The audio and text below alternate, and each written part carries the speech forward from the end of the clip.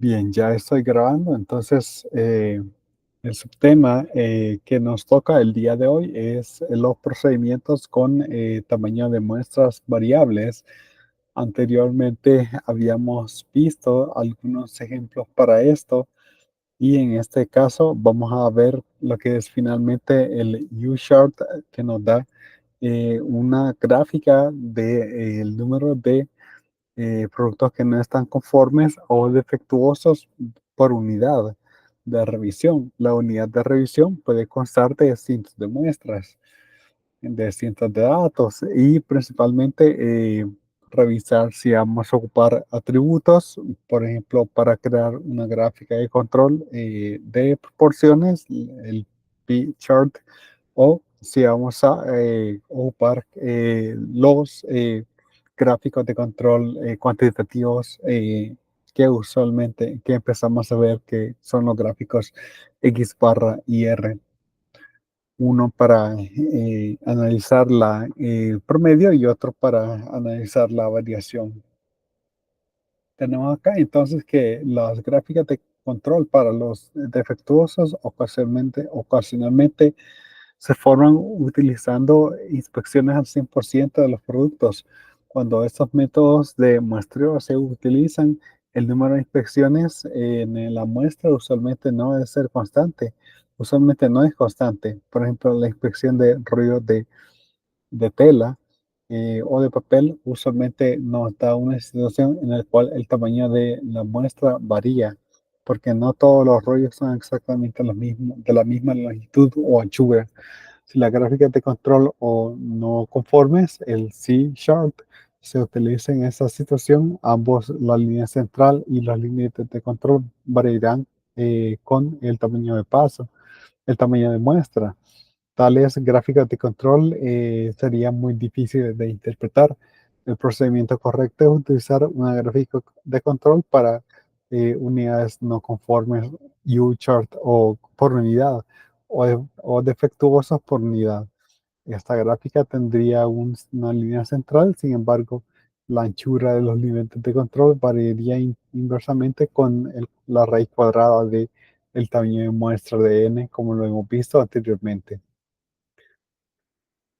Vamos a ver, vamos a hacer esto un poquito más grande. Y aquí tenemos construyendo una U-chart, un gráfico U, ¿verdad?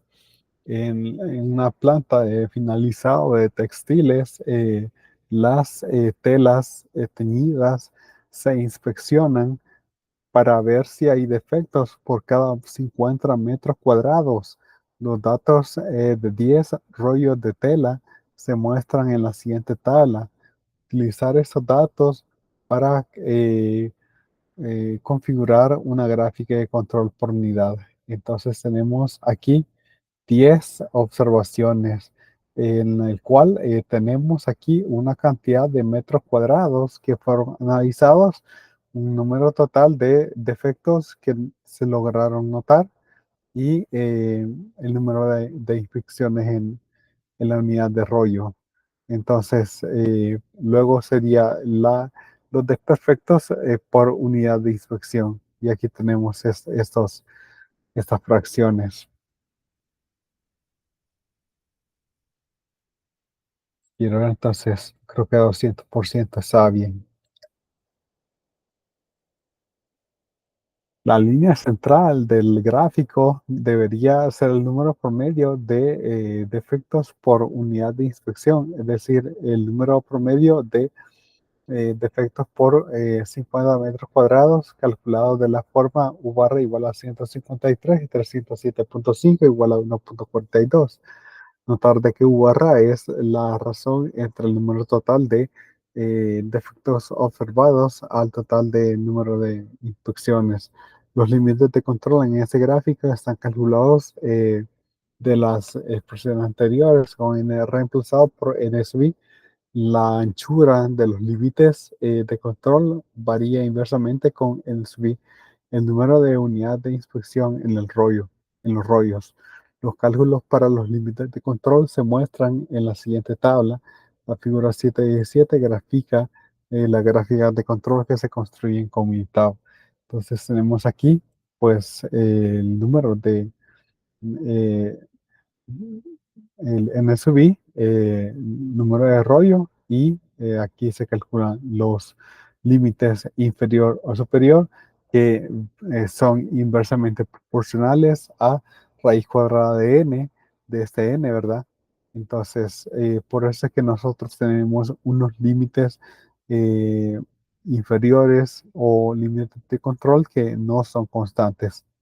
Entonces podemos ver que al menos en este caso la gráfica está bajo control y eso utilizando Minitab, ¿verdad?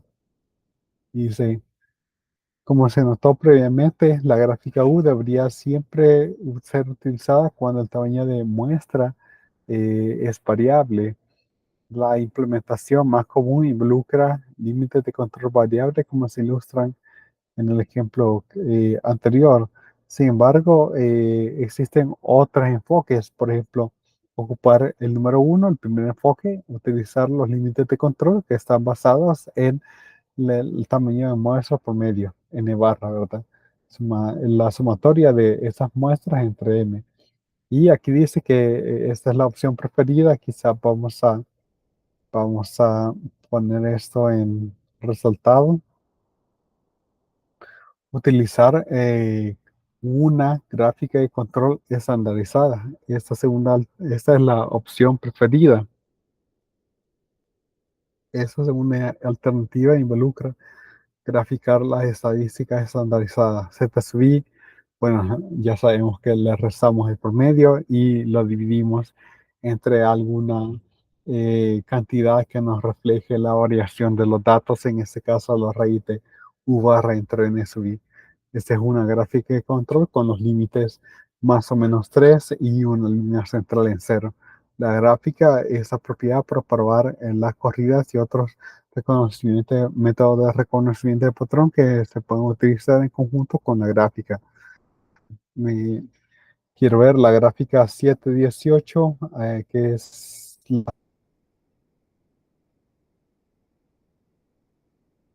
la siguiente.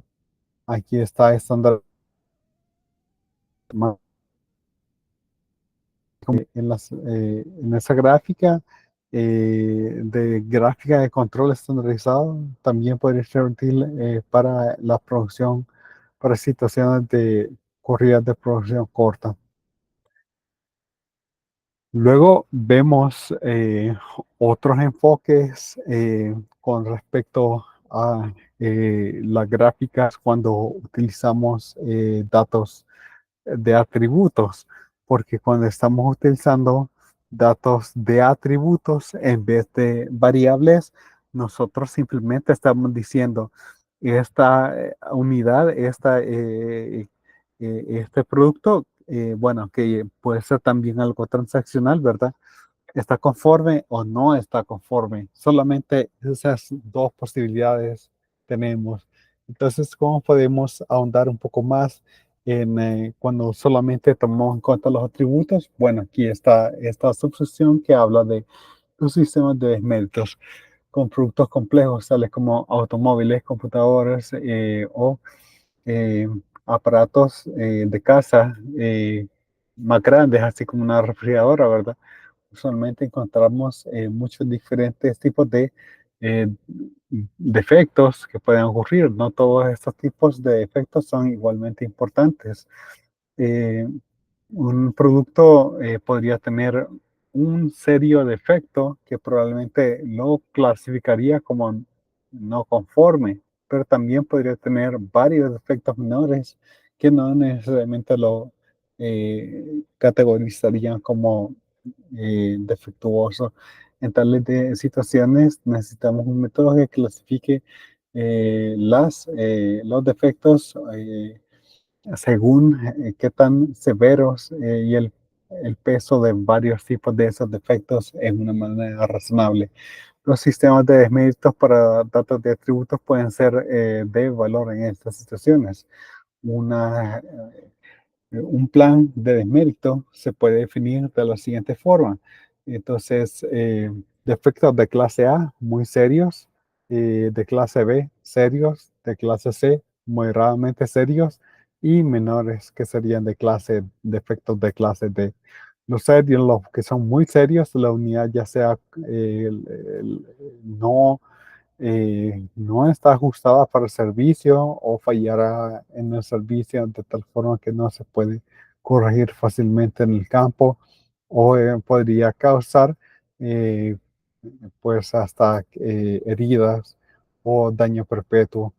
En el caso de los serios, las unidades podrían sufrir de eh, un fallo operacional o podrían causar algún tipo de problema operacional menos serio o podría tener un costo de mantenimiento incrementado o menor tiempo de vida. Podría arruinarse más rápido, ¿verdad?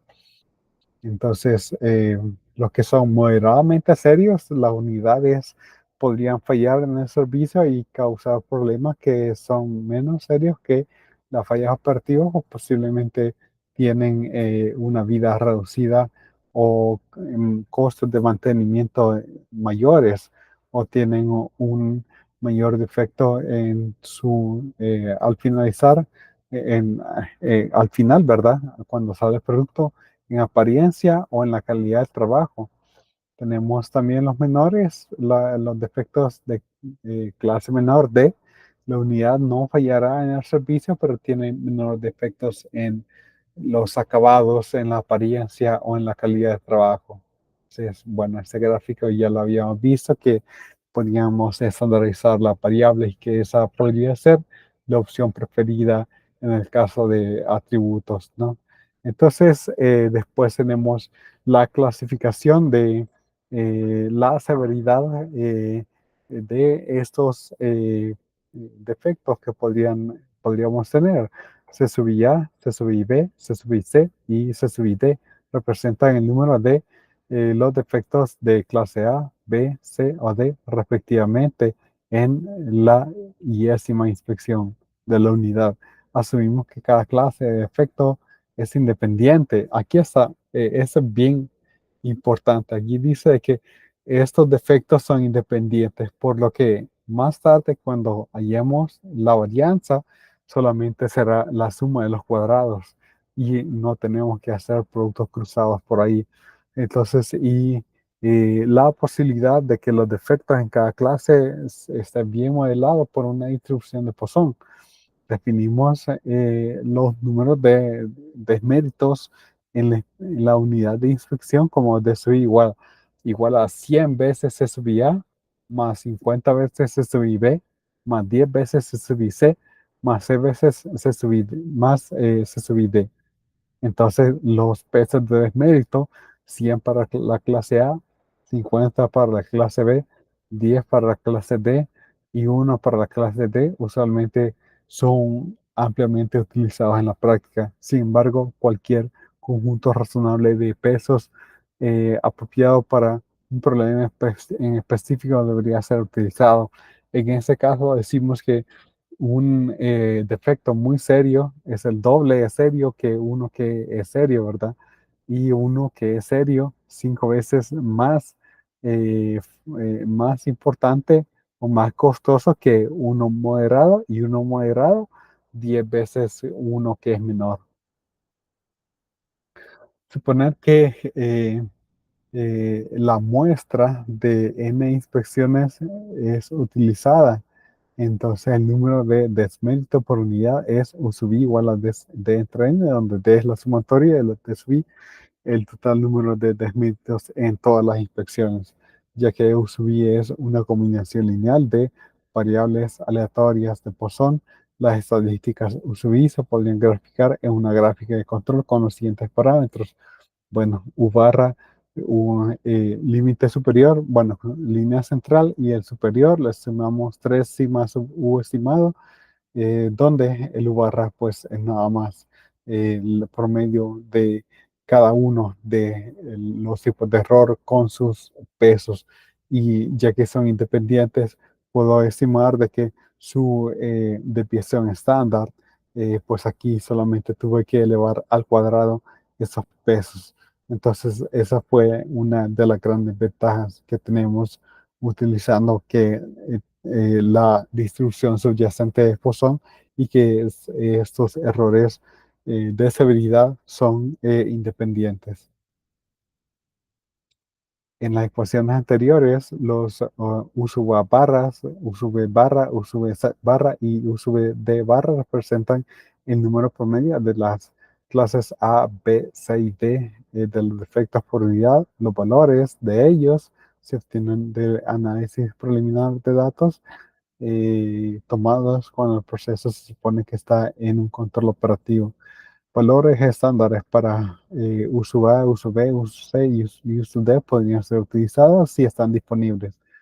Entonces, Jones, Woodward y Connerly proveen una discusión completa de del método de desméritos, muestran cómo los límites basados en probabilidad pueden ser calculados como alternativa a los límites tradicionales tras sigma utilizados arriba.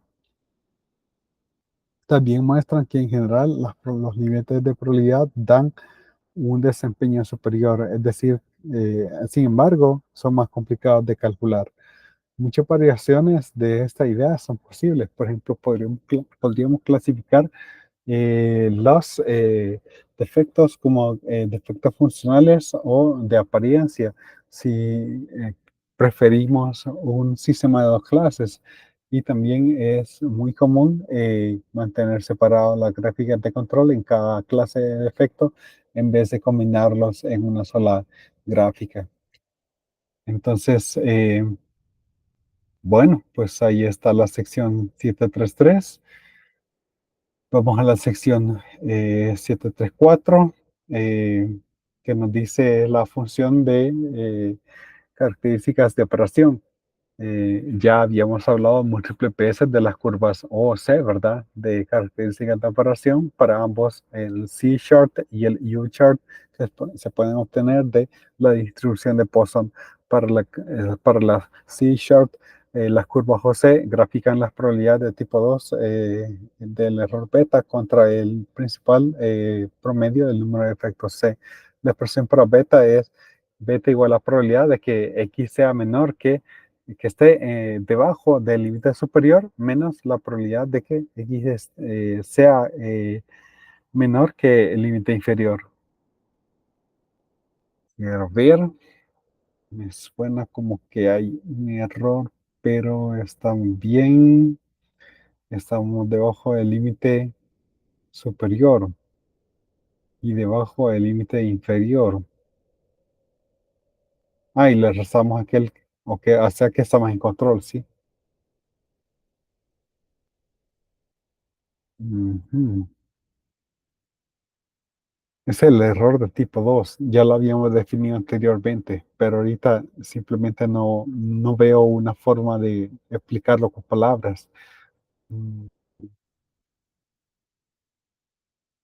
El error de tipo 2 es cuando se acepta, pero en realidad está erróneo. Esa es la probabilidad de que en efecto se acepta. Bueno, vamos a ver. Aquí calculando la curva José para una C-chart con límite superior de 33.22 y límite inferior de 6.48. Aquí tenemos los datos y aquí estaría nuestro beta. En este caso, por ejemplo, en algunos casos el beta es demasiado grande y en otros casos el beta es muy pequeño. Entonces, podemos ver cómo es que la probabilidad se acumula a partir de 5 hasta aproximadamente 40. Notar de que si el límite inferior es negativo, entonces el segundo término de la parte derecha de la ecuación 126 simplemente se bota. Generamos las curvas José de las gráficas de la C-chart en el ejemplo 7.3, por ejemplo, ya que el límite inferior es 6.48 y el superior 33.22, entonces la ecuación 726 se convierte en esta expresión y ya que el número de defectos es entero, pues es 73.22, le pongo 33, ¿verdad? Y este 6.48 como 6, porque ciertamente si X es menor que 33.22, no puede ser 34.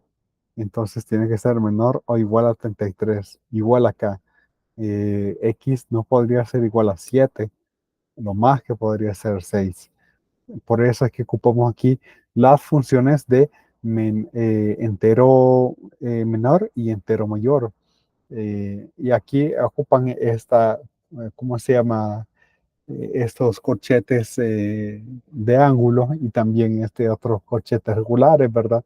Pero nosotros hemos visto de que pues para el entero menor pues sería como sin la parte de arriba del corchete y para el entero mayor sin la parte de arriba del corchete. Entonces, estas probabilidades se evalúan en la gráfica 713, la curva José se muestra en la figura 719, la gráfica la U-chart podría generarse de la curva. Bueno, pues como tenemos una distribución subyacente que es Poisson, pues esta sería su forma, ¿verdad? Y aquí que tienen la notación un poco, digamos que confusa, pero que solamente es entero mayor y entero menor. Entonces, y eso es precisamente lo que explica allí. Notar que n no es necesario que sea un entero. Bueno, y allí está la sección 7.4.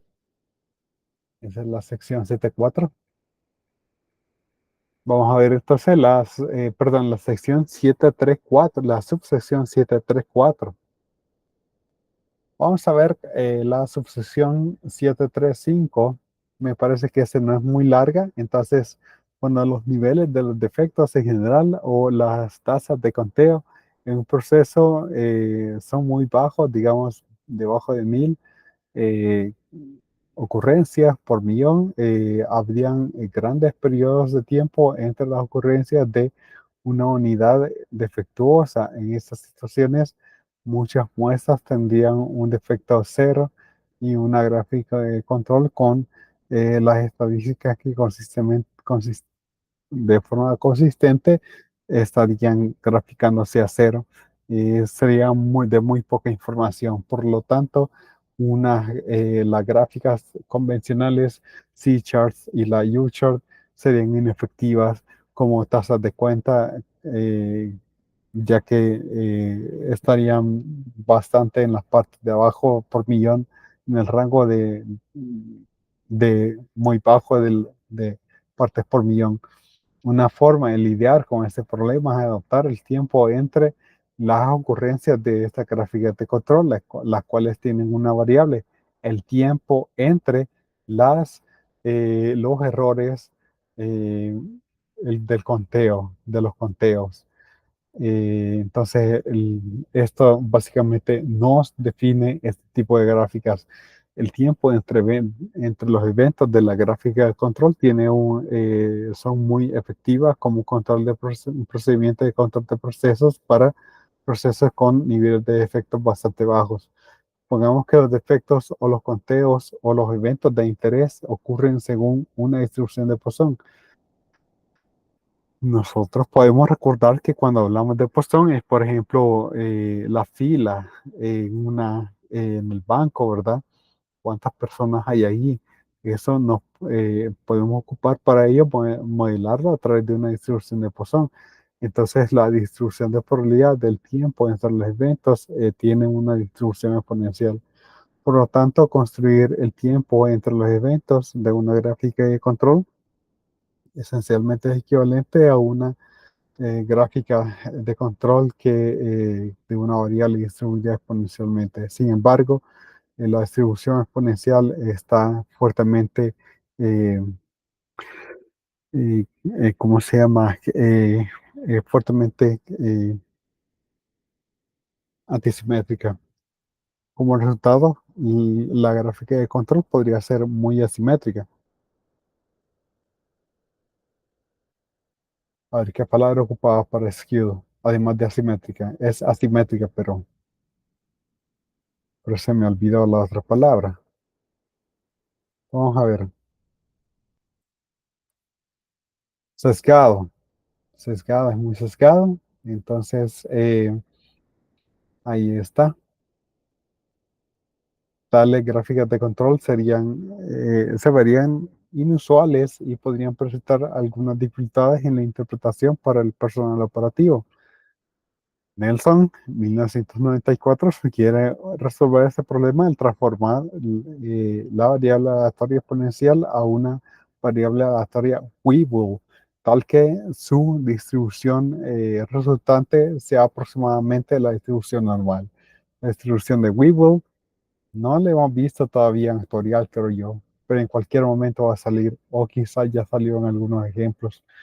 Entonces, aquí dice si y representa las variables aleatorias exponenciales, entonces una transformación apropiada es x igual a y a la 1 entre 3.6 igual a y a la punto 2777. Eso es bien interesante, notar de que esta se apega más a lo que es una distribución normal y lo vamos a ver en los ejemplos que se muestran acá.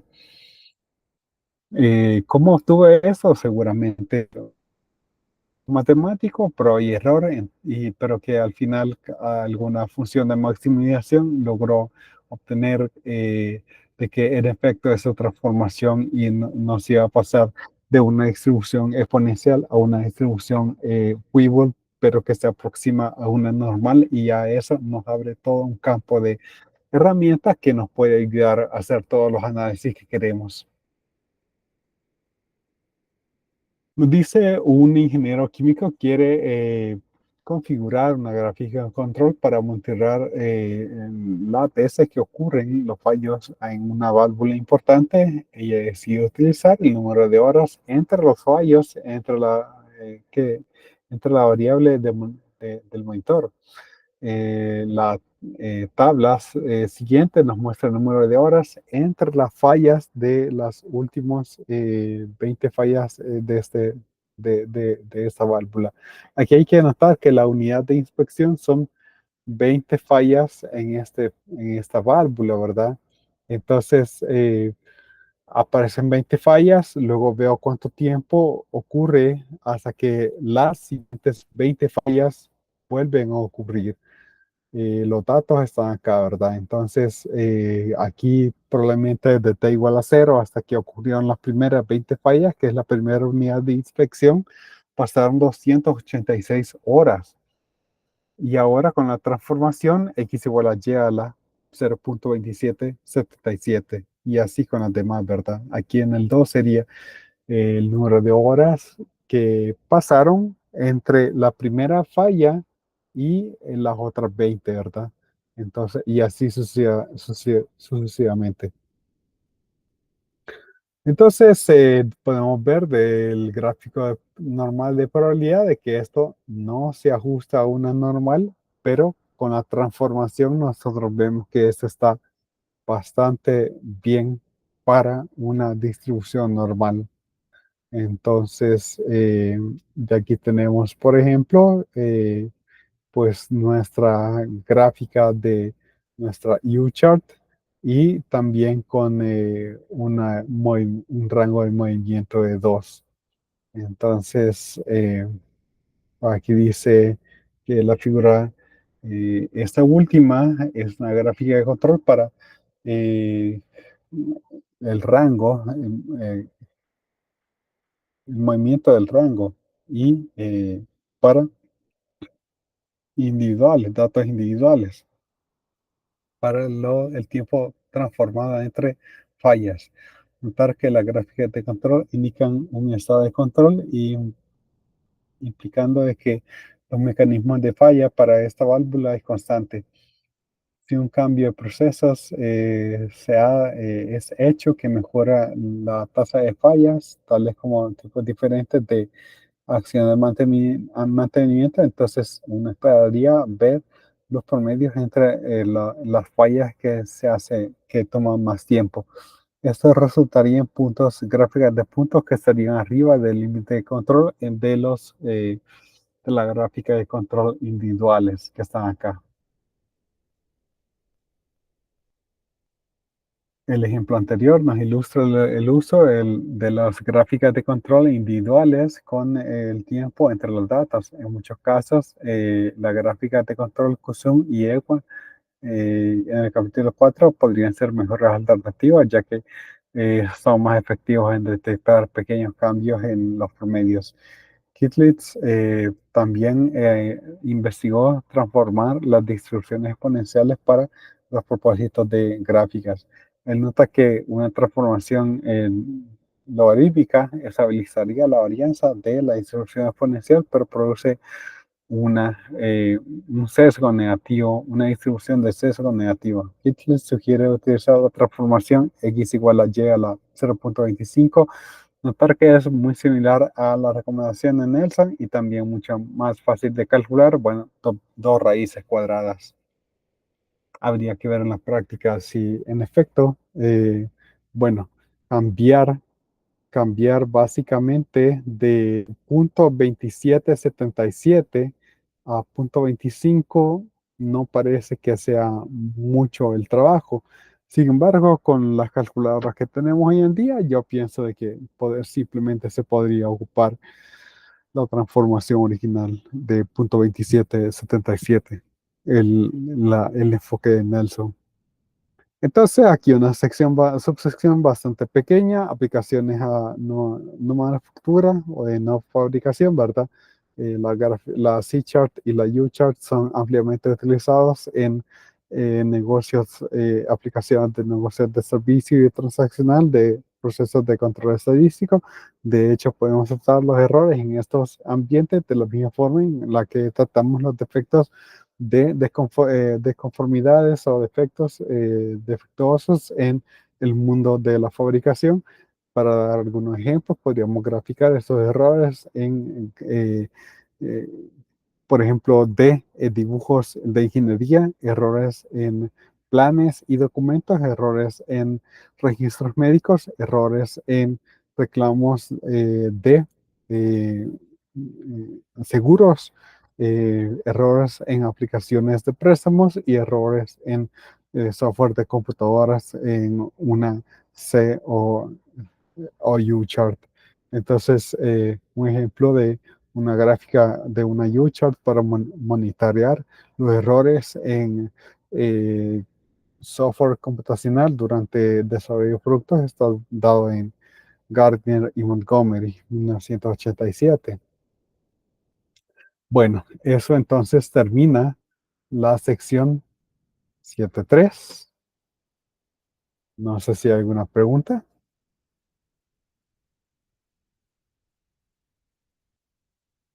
Todo bien. Ok, entonces solamente vamos a ver la sección 7.4, que no es muy larga, el día de hoy. Y el miércoles, pues, el video para que hagan el resumen. Y, ¿cómo se llama? El jueves, la sección 7.5, para en la semana 13 haber culminado con la sección, con el capítulo 7. Luego en las semanas 14 y 15 terminar el capítulo 8. Y ya eso sería todo, toda, todos los contenidos del curso. Bien, entonces la escogitación entre gráficas de control, ya sea de variables o de atributos. Entonces, ¿cuál vamos a escoger? ¿X barra y R o un tipo de P-chart? Gráfica P, ¿verdad? Entonces, si la calidad de las características es el color del ítem, tal es como podría ser el caso en las carpetas o producción de tela, entonces la inspección de atributos usualmente sería preferida sobre intentar cuantificar la calidad de la característica de color, aunque hoy en día ya computacionalmente se puede cuantificar el color, ¿verdad? De múltiples formas. Una de las formas es el método RGB, ¿verdad? Red, Green, Blue, pero pues hay otros también, otras formas. Entonces, sí, podemos poner una máquina a reconocer un distinto color y eso es mucho más confiable que lo que nos puede decir el ojo humano. En otros casos, la escogitación no sea tan obvia. y el analista deberá tomar en cuenta múltiples factores para escoger entre los atributos y las gráficas de control de variables. Tenemos entonces, bueno, el caso cuando utilizamos acá eh, gráficas de control de atributos. Tenemos la ventaja de que hay varias características de calidad que pueden ser consideradas conjuntamente y la clasificación unitaria como no conforme si falla en alcanzar las especificaciones de una característica. Por otro lado, si varias características de calidad se tratan como variables, entonces cada una debe ser medida y cada una separada, hacer una gráfica X barra IR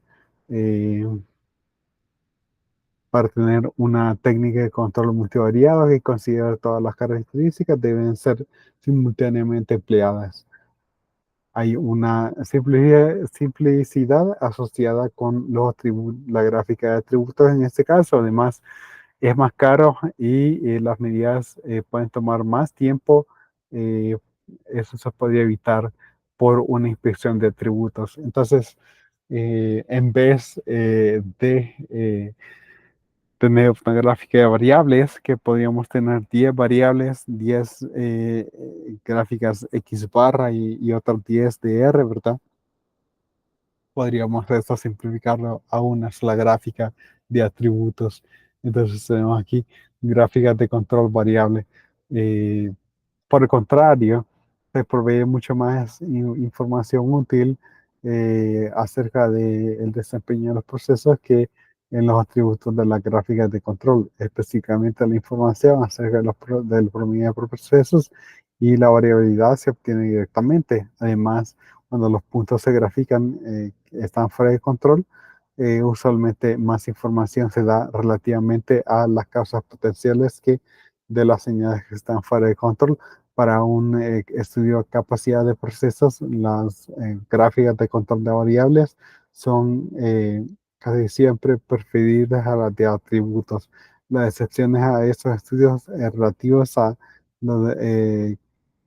los, ¿cómo se llama?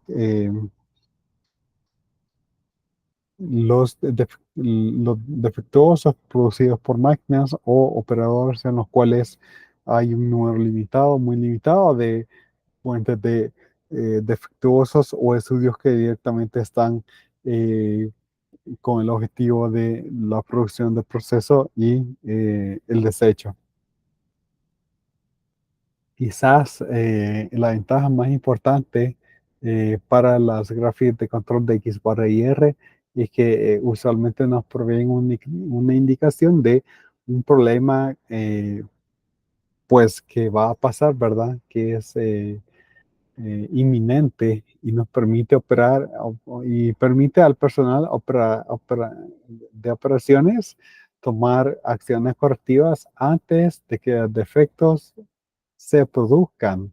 Así, las gráficas X barra y R nos dan indicadores, nos guían, son indicadores que nos guían eh, de que hay problemas, mientras que las gráficas P, las P charts o las C o U charts, no reaccionan a menos que los procesos ya hayan cambiado. Entonces aquí, por ejemplo, si hay cambios en los promedios, aquí están los límites, ¿verdad? Pues podríamos ver alguna tendencia, mientras que en conformes solamente hasta que ya empiezan a salir varios productos desconformes es que nosotros nos estaríamos dando cuenta.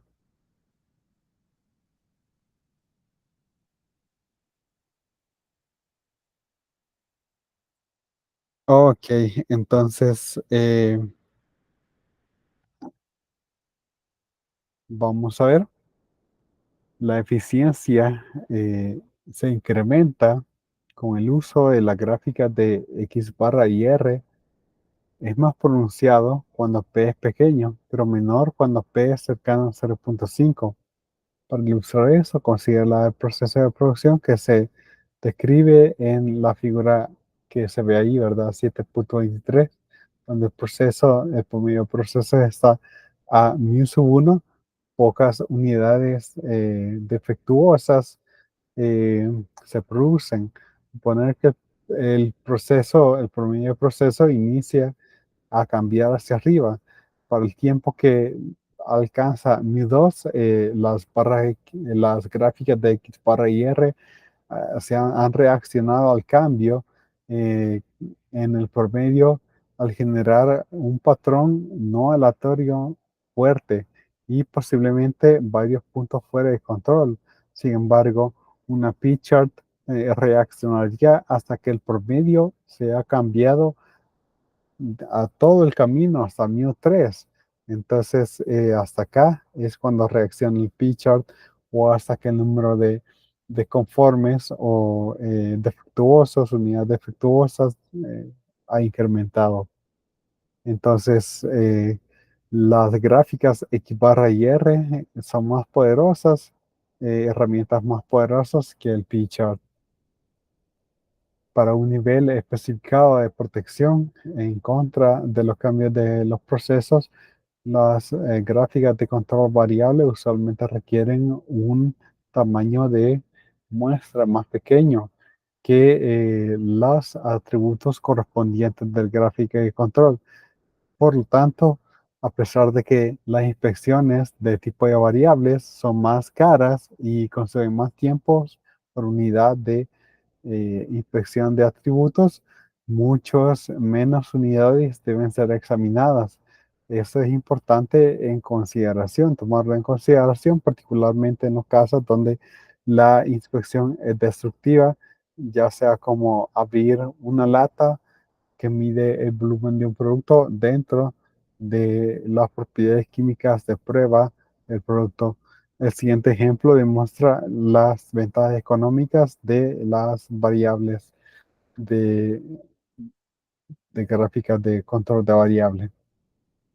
Entonces aquí tenemos la ventaja de las gráficas de control de variables, el valor nominal del promedio de las características de calidad es 50 y su desviación estándar es 2.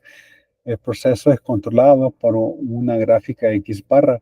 Límites de especificación en los procesos se establecen a más o menos 3 sigma, los cuales, tal que la especificación inferior, el límite es 44 y la superior es 56. Cuando los procesos están en control a un nivel nominal de 50, la fracción de no conformes de los productos producidos se asumen de que la calidad de las características tiene una distribución normal, es 0.0027.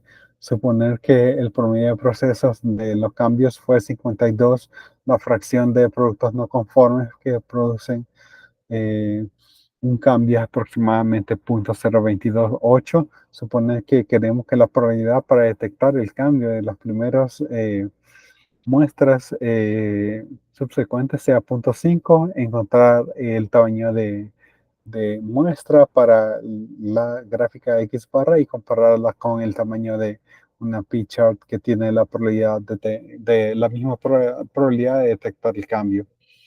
Entonces, ya habíamos visto con la gráfica de X barra, aquí necesitamos 9 muestras para poder detectar cambios de más o menos 3 sigma, bueno, sí, una diferencia de 3 sigma, ¿verdad? Mientras que, bueno, aquí están los cálculos, al final sale n aproximadamente igual a 60 para una P-chart. Entonces, claramente se ve la ventaja de ocupar una gráfica X barra en vez de una P-chart.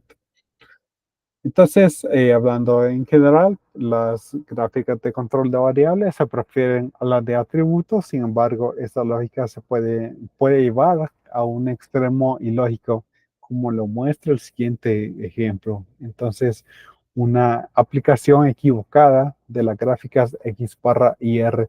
Este ejemplo ilustra una aplicación equivocada de las gráficas X barra y R que el autor encontró en una industria de electrónicos, una compañía de fabricación de productos a nivel de caja, eh, inspeccionó una muestra de unidad de producción varias veces de cada cambio utilizando inspecciones de atributos.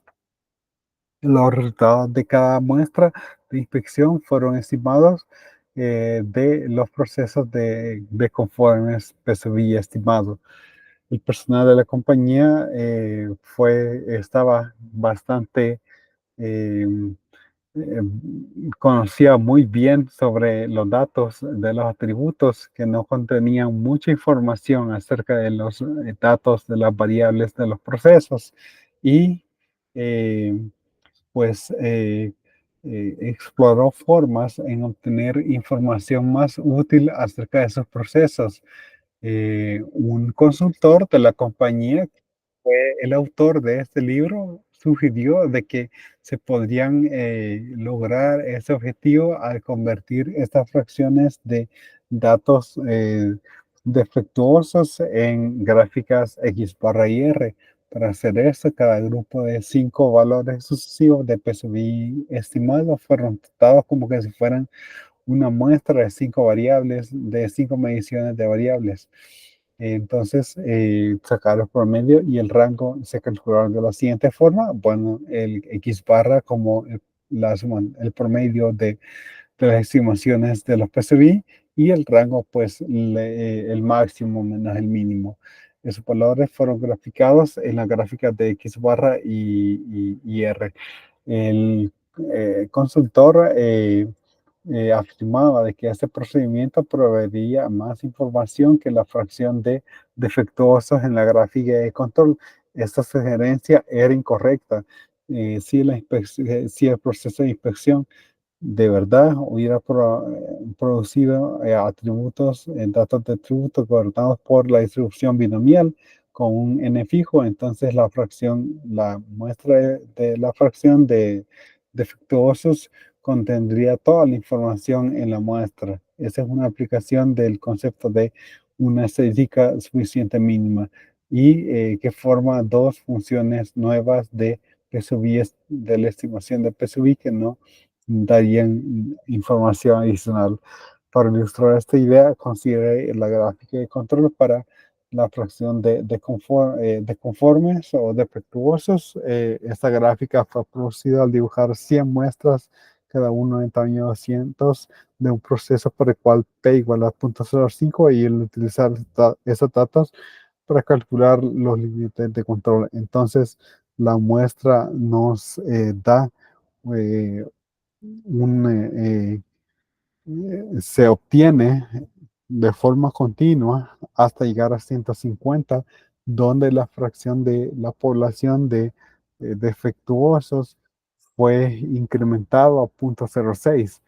Eh, para cada intervalo subsecuente de 50 muestras, el valor de P fue incrementado por 0.01. Notar que la gráfica de control reacciona a los cambios en P al llegar a la muestra 196.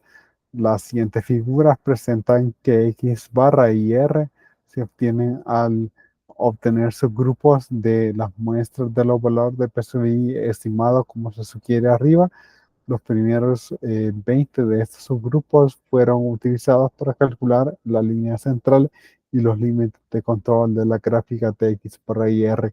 Notar de que la gráfica de X barra reacciona al cambio de P estimado alrededor del número de subgrupo 40. Esto correspondería a las muestras originales 196-200. Esto resulta en lo que se es esperado como una gráfica de X barra realmente monitorea la fracción de no conformes P. Entonces, la gráfica R de la figura, sin embargo, es engañosa. Un subgrupo dentro del eh, conjunto original se utilizó para construir los límites de control que estaban fuera de control.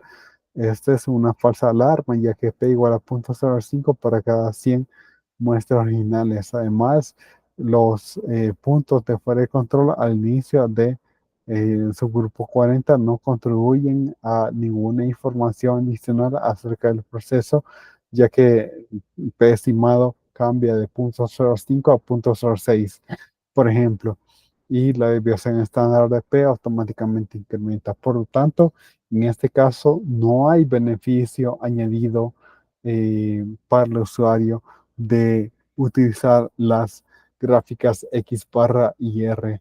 Eso no quiere decir de que la fracción convencional de defectuoso, que la gráfica de control basada en la probabilidad binomial, de distribución binomial, sea la gráfica de control correcto para todas las datos no conformes, tal como el C Sharp basado en la distribución de Poisson, no es siempre, no es siempre la gráfica de control correcto para los datos defectuosos.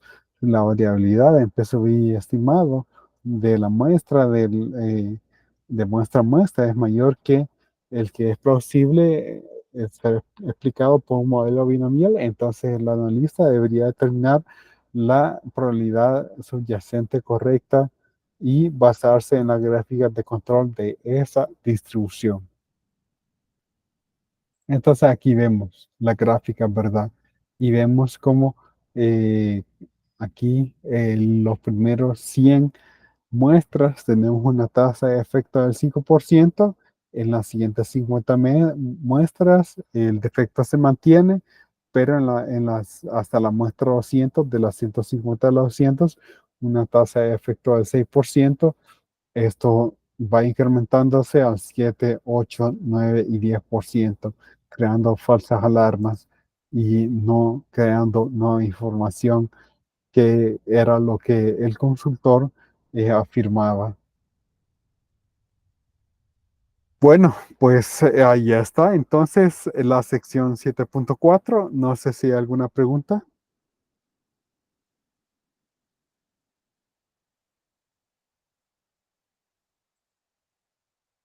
Hola, José Luis, ¿qué tal? ¿Cómo estamos? Buenas tardes, licenciado. ¿Cómo está usted?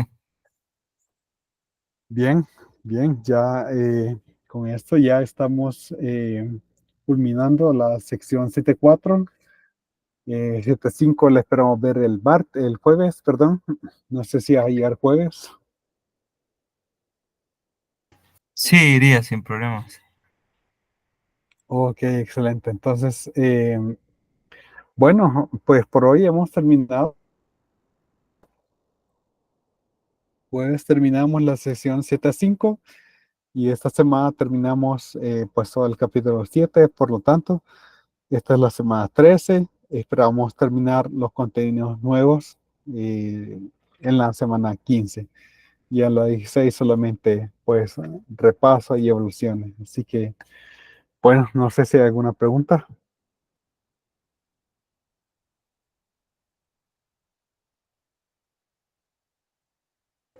De mi parte, no, no tengo dudas. Ok, bueno, pues mañana les envío bueno, más tarde les envío el enlace del video que hay que revisar eh, durante la clase mañana, ¿verdad? Y bueno, nos quedamos hasta acá. Les deseo una feliz tarde. Nos vemos entonces. Feliz tarde. Gracias.